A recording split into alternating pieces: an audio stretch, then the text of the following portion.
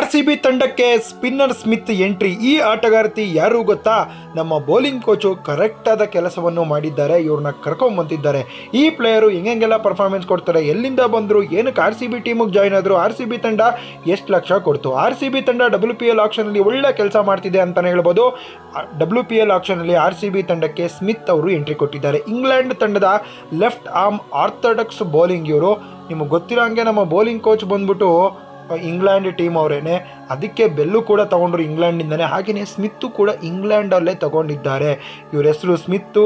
Left arm ಅನ್ಆರ್ಥೋಡಾಕ್ಸ್ bowling ಮಾಡ್ತಾರೆ. 30 ಲಕ್ಷ ರೂಪಾಯಿಗೆ ತೊಗೊಂಡಿದ್ದಾರೆ. ಒಳ್ಳೆ ಬಿಡ್ ಅಂತ ಹೇಳ್ಬೋದು. ಒಳ್ಳೆ ಡೀಲು ಕೂಡ ಆಗಿದ್ದಾರೆ. Super super super. RCB ತಂಡ WPL ಆಕ್ಷನಲ್ಲಿ ಕಡಿಮೆ ಬೆಲೆಗೆ ಒಳ್ಳೊಳ್ಳೆ ಪ್ಲೇಯರ್ನ ತೊಗೊಂಡಲ್ಲಿ ಯಶಸ್ವಿ ಆಗ್ತಿದೆ. ಸದ್ಯಕ್ಕೆ WPL ಆಕ್ಷನ್ ಕೊನೆ ಹಂತಕ್ಕೆ ಹೋಗ್ತಿದೆ. RCB ತಂಡಕ್ಕೆ ಚಿಕ್ಕ ಸಣ್ಣ ಪುಟಾಣಿ ಬಟಾಣಿ ಪ್ಲೇಯರ್ಸ್ಗಳು ಬರ್ತಾ ಇದ್ದಾರೆ.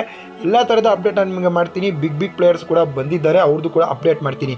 ವಿಡಿಯೋ ಇಷ್ಟ ಆಗಿದ್ರೆ ಲೈಕ್ ಮಾಡಿ, ಫಾಲೋ ಮಾಡಿ.